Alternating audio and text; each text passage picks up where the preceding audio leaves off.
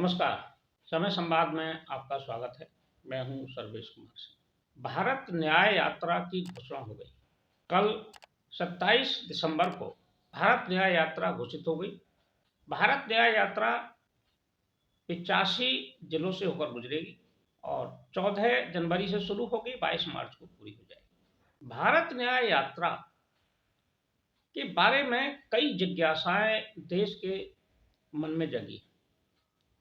भारत न्याय यात्रा का जो रूट है, जो मार्ग निर्धारित हुआ है, उसमें 14 राज्य, जिसमें सबसे महत्वपूर्ण राज्य है उत्तर प्रदेश। भारत न्याय यात्रा जब उत्तर प्रदेश में आएगी तो एक सवाल जनता के मन में ये कौंध रहा है कि क्या भारत न्याय यात्रा उत्तर प्रदेश में आने पर अयोध्या भी जाएगी? क्योंकि अयोध्या इस समय देश और दुनिया की राजनीति कहें या चर्चा कहें या आध्यात्मिक वातावरण कहें, जो भी कहें, उस सब के केंद्र में है। अयोध्या चर्चा में है। अयोध्या सर्वोच्च शिखर पर है। ऐसी स्थिति में क्या राहुल गांधी अयोध्या भी जाएंगे?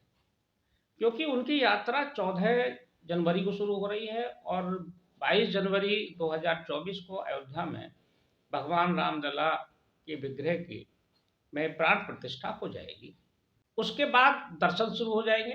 तो निश्चित रूप से जो राहुल गांधी की न्याय यात्रा है वो 22 के बाद ही उत्तर प्रदेश में प्रवेश करेगी, क्योंकि यात्रा को पूर्वोत्तर में कई राज्यों में जाना है। मेघालय जाना है, नागालैंड में जाना है, असम जाना है, उसके बाद पश्चिम बंगाल, फिर झारखंड, बिहार और बिहार से होते हुए उत्तर प्रदेश आएगी। ये सवाल एक बहुत महत्वपूर्ण हो गया है। राहुल गांधी खुद को शिव भक्त कह चुके हैं, जनेऊ धारण कर चुके हैं। वो लोग दावा करते हैं कि भगवान राम के वो भी उपासक हैं, राम के विरोधी नहीं है। तो क्या राम जी के दर्शन करने भी जाएंगे? क्योंकि ये रूट में आता है।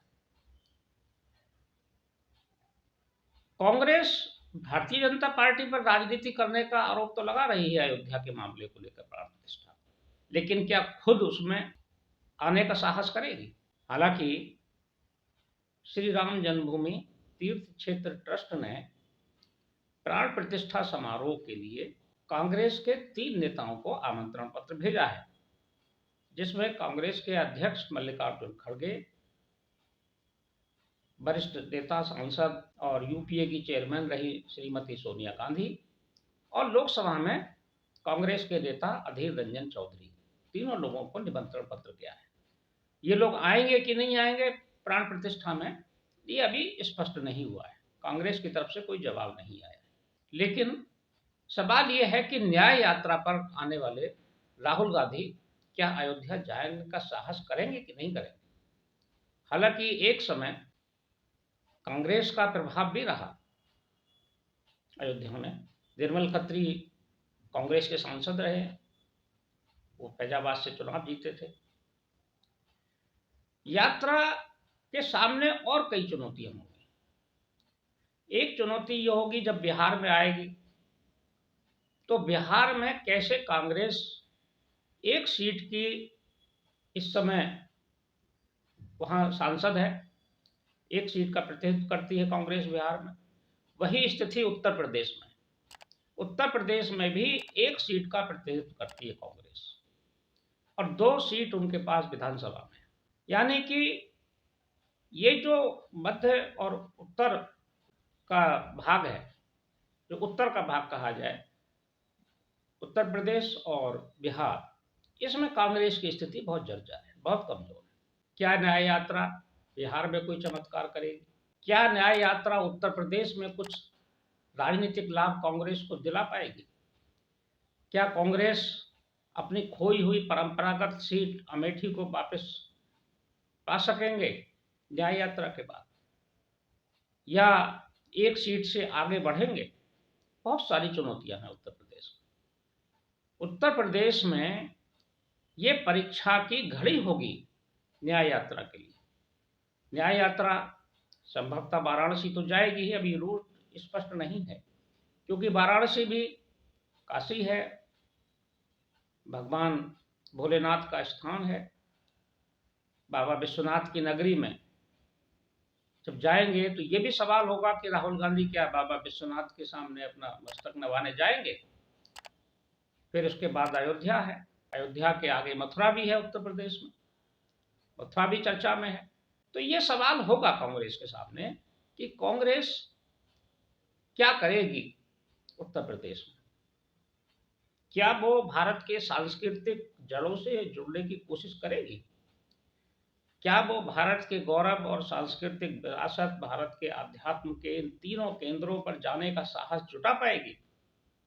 अगर जुटा पाएगी तो कांग्रेस से कुछ लोगों का जुड़ाव बढ़ सकता है, जो अभी समर्थन है उसमें इजाफा हो सकता है। और अगर कांग्रेस ने परहेज किया तो फिर कांग्रेस की छवि वही होगी जो रही है, और कोई कांग्रेस को न्याय यात्रा से कोई संबल मिलने वाला नहीं है। हालांकि कांग्रेस में जो निर्णय की प्रक्रिया है और जो निर्णय लेने में जो सलाहकार मंडली है राहुल गांधी की, उससे बहुत अपेक्षा नहीं की जा सकती। माना जाता है कि राहुल गांधी के जो सलाहकार हैं वो वामपंथी सोच के हैं, और ये लोग शायद ही अयोध्या की तरफ राहुल गांधी का रुख करने दें। हालांकि कांग्रेस अपने इतिहास पर नजर डालने को तैयार नहीं है। कांग्रेस अगर राम जन्मभूमि आंदोलन के इतिहास पर अगर नजर डाल ले तो शायद कांग्रेस के मन में ये भाव पैदा हो जाए कि उसे राम जन्मभूमि आंदोलन का, मंदिर का और भगवान राम के स्थान का सम्मान करना चाहिए, वहां जाना भी चाहिए। जब राम जन्मभूमि आंदोलन की शुरुआत हुई थी, ये 1990 के दशक की बात है, इसकी शुरुआत पश्चिम उत्तर प्रदेश से हुई थी। मुरादाबाद में एक कांग्रेस के नेता थे दाऊदयाल खन्ना। वे आजीवन कांग्रेसी रहे, 3 बार विधायक बने, उत्तर प्रदेश सरकार में स्वास्थ्य मंत्री थे।